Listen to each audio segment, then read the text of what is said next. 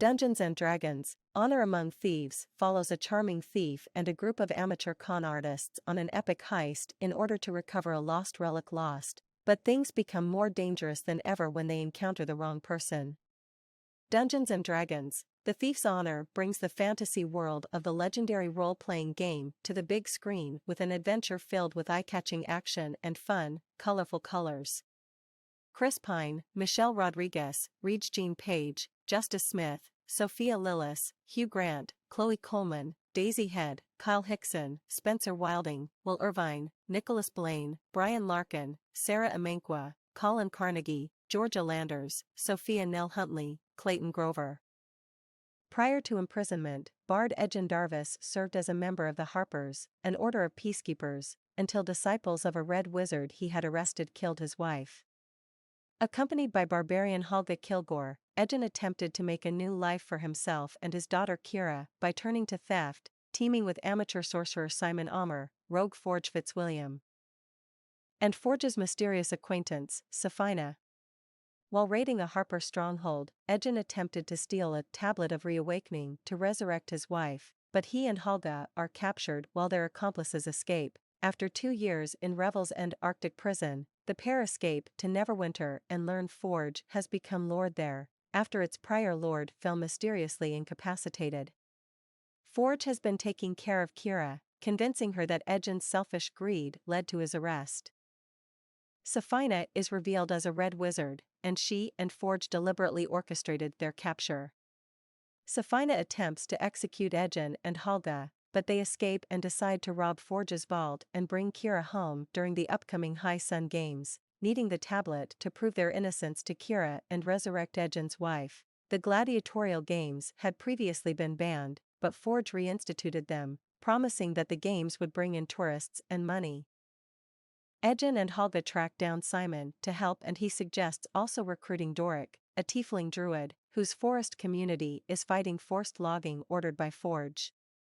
Shapeshifted into a fly, Doric infiltrates Forge's castle, finding the vault has magical defenses from Mordenkainen, which Simon lacks power to disable.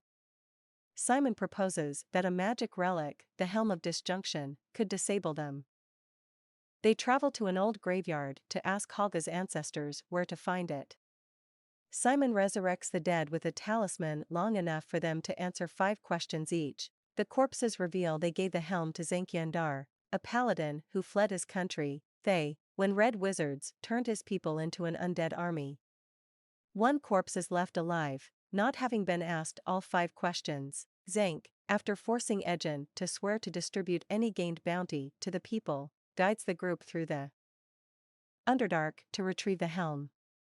With the help of a teleportation staff obtained from Holga's halfling ex-husband, they find the relic, but are attacked by the Yen assassins sent by Safina.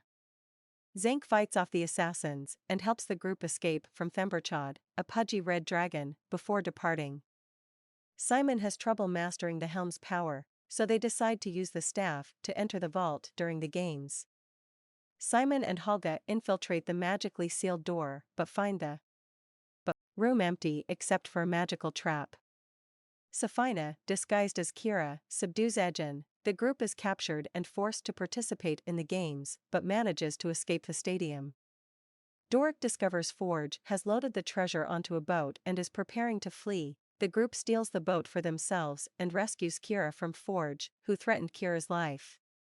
As they escape, the group realize Safina organized the games to draw a massive crowd and turn them into an undead army using the curse that destroyed they.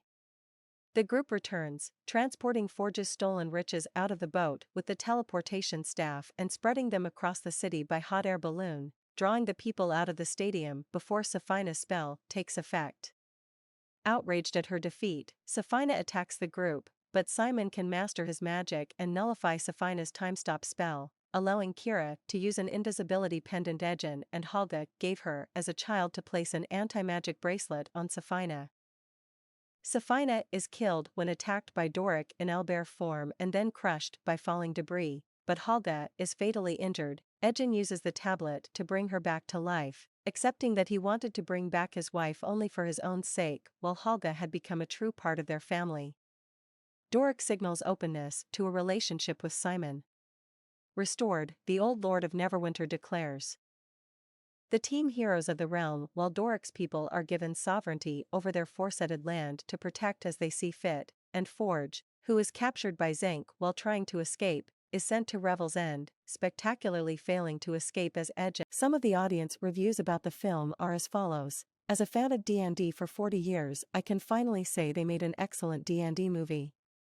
I won't give away spoilers, but I will say they added a lot of classic D&D stuff in there for fans to get excited about, but it's fun and entertaining to where people who know nothing about D&D can still enjoy it.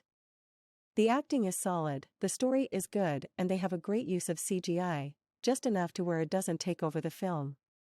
It's rare that movies/shows keep my attention, but this one did, as it didn't have any dull moments. The characters all had their purpose, and I thought they did a good job of bonding the main characters Edgen and Helga. I'll definitely be seeing it again. Amazing fantasy movie for anyone that has no idea what Dungeons and Dragons or Forgotten Realms are.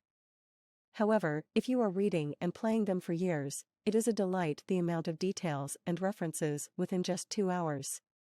Every creature, every location, every mention, it is just incredible. You can feel the dedication on every detail.